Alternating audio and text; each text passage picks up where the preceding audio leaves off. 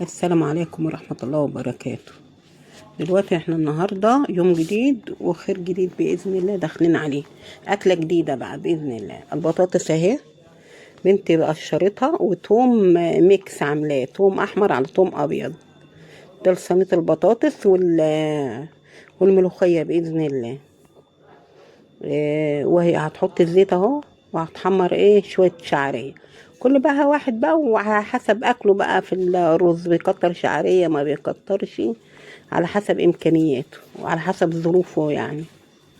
الحمد لله رب العالمين. حطوا لي اشتراك ولايك وفعلوا لي القناة عشان يوصلكم كل جديد وادعوا لأهل غزة وفلسطين والدول كلها يا رب، اللي بتيسير الحال وصلاح الحال بإذن الله، واحنا من ضمنهم بإذن الله. حمرت الشعرية اهي وغسلة الرز، غسلت الرز اهو وبتحطه.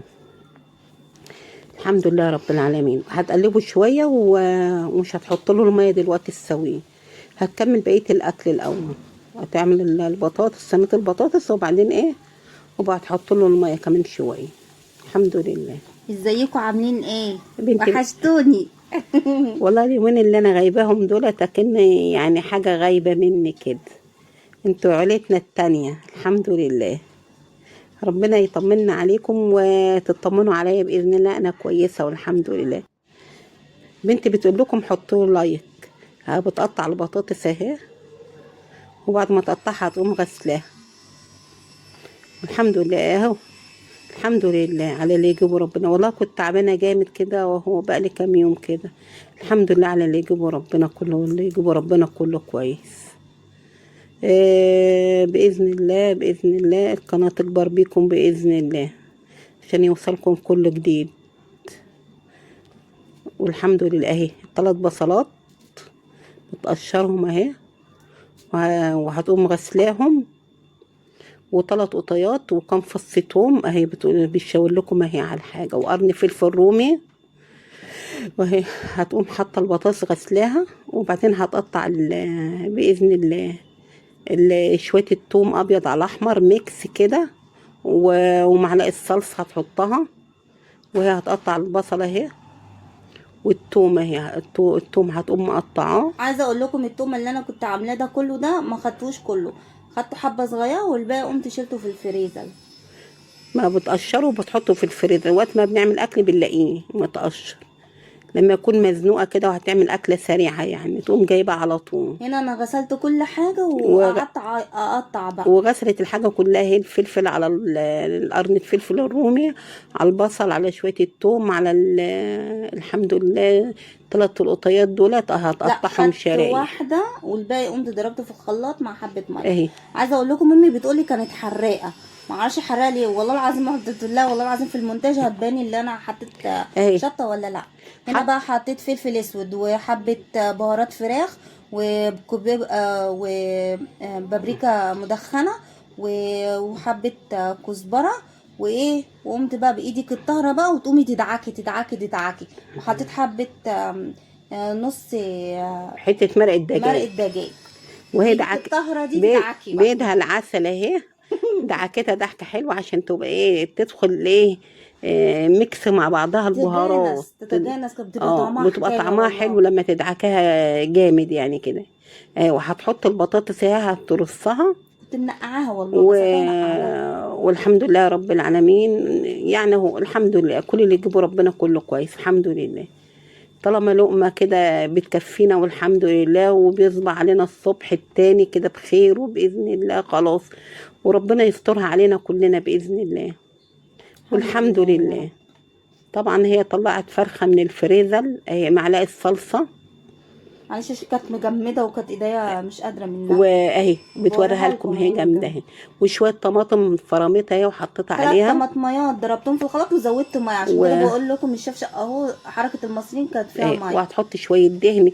طبعا الدهنه ديت ليا عارفينها بتاعت اللي بتبقى في العيد دي، بنجيبها احنا. جبنا نص كيلو وعملناه سويناه وهو، وحطت منه حبه اهي وللصينيه. بتبقى طعمها حلو احسن يا جماعه من بتاع ديت السمنه الهولندي. وحط شويه زيت وخلاص على كده، وهتحط شويه ملح، بقول لكم يا لهوي يا وبتقول لهوي يا لكم حطوا لهوي. لايك. وهي الفرخه هي عصرت لها ليمونتين وورقه لوري و... و... جنزبيل وقرفة، وجنزبيل وقرفه، دي بنضفها بيه على طول. وهتدعكها بيها، ونص ساعه تحطها كده في الدعكه دي بالميه. لا ساعة الا نص يعني. ونص، هي اصلا الفراخ ديت اصلا احنا اللي مربينها على ايدينا في البلكونه. والحمد لله رب العالمين، يعني هي الحمد لله ماشيه والحمد لله. هي كده بتقول لكم ايه، حطوا لي لايك. دلوقتي هنشوف صينيه البطاطس استوت ولا لا. نيه شويه اهي، لسه نيه كان شويه. فيه وفيه يعني، كان فيه اه بطاطسية مستوية وفيه بطاطسية لا. اهي. دي قطقتها دي كانت الحمد لسه سنة. لله. طبعا انا كان في واحد داير على الباب من قيمه 4 ايام كده، بيبيع ملوخيه، اشتريت منه هنا بقول حزمتين. لكم بقى اتوسخت وهي مع التقليب الصلصة. والنار كده، وبوظت شويه السيراميك. بعد ما بتخلص تاني يوم بتقوم غسله السيراميك اللي عند البوتاجاز دوت الشعله، وغسله الشعله. وهي هتحط للرز ميه، هي هتزيده ميه عشان يستوي. هنا وحطت امي ملح اهو. هنا امي بتقول لكم كان في واحد داير على في الشارع، جابت ملوخية منه. ده على طول لما بيدور بتجيب ملوخية وقاعدة انا ارطفها. الملوخيه دي حلوه، احنا ما بنجيبش الصراحه، يعني بنجيب ملوخيه ايه من الشارع لما بتدور. وقت بس ما بنزنق بنجيب ايه اللي هي بنجيب الكيس الاكياس. الجاهز، بس مش على طول يا جماعة، يعني الظروف برضو. يعني الملوخية اللي بتبقى ديت في الشارع ديت بتبقى رخيصة على الجاهز. الحمد لله اهي. وطينا على الرز وشرب وهي مية وطينا على الرز، ودلوقتي هعمل ايه؟ 3 بصلات وصينية البطاطس كمان استوت شلتها. هنا هعمل هسلق الفرخ. وهي شوية ملح على شوية فلفل، وواحدة ورق لوني. وهتقلب البتاع لما الشكل خالص كده تشرب ميتها الفرخة.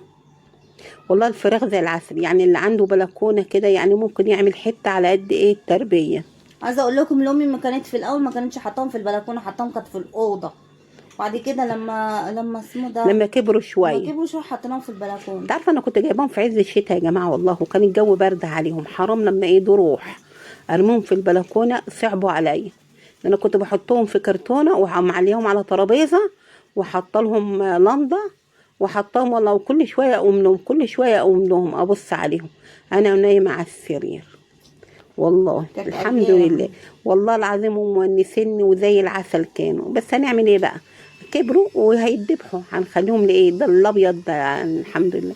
هي حطت معلقه زبده على شويه زيت، بعد ما سلقت الفراخ حط وسرقه بقى. الفرخه اهي، وهتحطها تتحمر.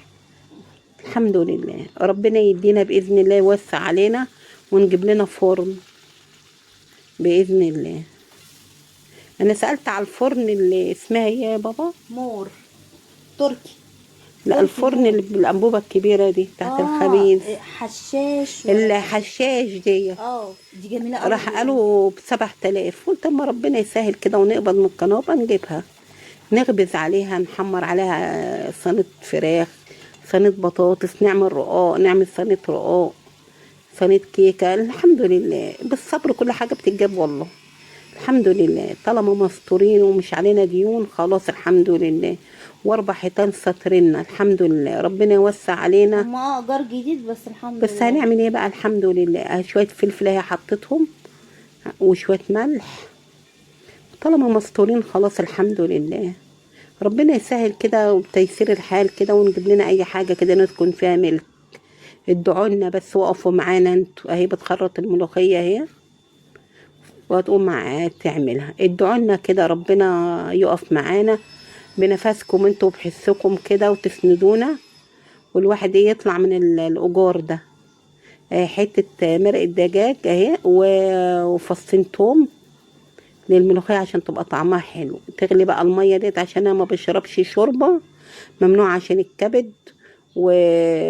وعاملاها بنعملها مرقه دجاج خفيفه، عايزه بقى اشوف طريقتها واعملها والله في البيت باذن الله. مرقه الدجاج اهي، خرطت الملوخيه اهي، وغليت الشوربه، وهي بتقلبها اهي. والله العظيم والملوخيه زي العسل، تستاهل بقكم. يا ريت انتوا كنتوا معانا. ولو اعرف اجيب كل واحده اجيب لها طبق اللي بتتفرج عليا من اخواتي.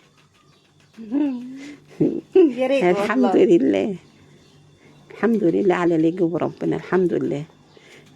ربنا يا رب يخليكم ليا يا رب، ودايما يا رب ايه واقفين في ظهري وساندني باذن الله.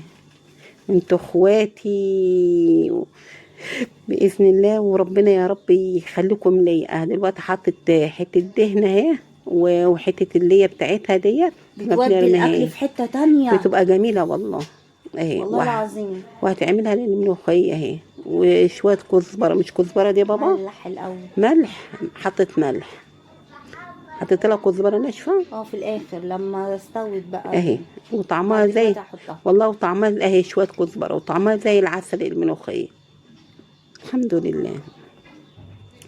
وانا كويسه والحمد لله. خدت لي وحكه بسيطه كده الحمد لله، والحمد لله. ربنا يشفي كل مريض اهي. هتكب الملوخيه اهي، هتشهق بعد كده بقى. بتقولي كنت الاول الشهقه بتاعت المصريين. بقولها لا، مش يا جماعه التومه هي وبتحط عليها الملوخيه بتشهق ولا بعد كده؟ انا حطيتها بعد اما جيت دلقتها حطيت شهق بس. شويه الريمه بتاعت الملوخيه دي هشيلها، عشان الملوخيه ده خلاص ديت مش ملوخيه اول ما طلعت ديت ده خلاص. عايز بيقول لك برضو بتعمل غازات برضو الريمه دي برضو. الريمه دي بنشيلها، والملوخيه ديت ايه دي باين مش عارفه تاني سحب من الزرع ولا تالت سحب، عشان كده هي بتريم اهي. كبت ملوخيه وكبت الرز وحطت صينيه الفراخ وصينيه وطبق البطاطس، واكلت قليه بتنجان بس ما جابتهوش معاكم. حطوا لنا لايك واشتراك.